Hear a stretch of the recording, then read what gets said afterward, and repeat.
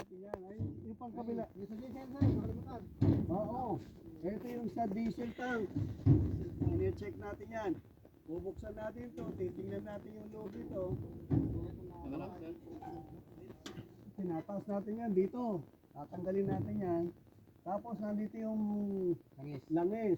Ito yung kanyang deep stick. Di ba? Ito yung tinitingnan sinasabi sa inyo. Pero punong-puno siya. Dapat naka-middle lang ito. No? Hindi nag-overflow yan. Oo, ito sobra. Hindi sir, kailangan ang Tama lang ito yan, sir. Nasa gitna lang, sir. Baka punasan muna, punasan muna. So, nandito yung ating mga line. Diesel Ito po yung ating radiator. Atin sa itaas, makapit natin. Doon natin bubuhusan yan.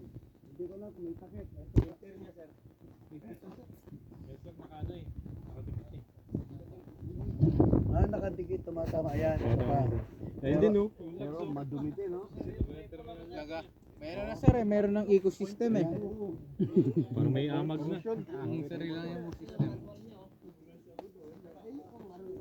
Okay. Ito yung step. 3 point. Pag 3 point, ayan, hawak tayo niyan. 3 point. Pag akyat, 4 point na ito. At least 3 point. At least nasabi ko pag hinihingi natin, pagpapakain yung makina. Dyan, sir. Stop. So, Stop din yan. pagbukas natin, ano sabi ko sa inyo, Gawin natin aircon sir. step 1, tapos Baka may leak lang yan. Walang seatbelt, sir. alam mo lang yan sir kasi Lobby dito ilagay. bubuksan yung bintana, dalawa. Tapos isa.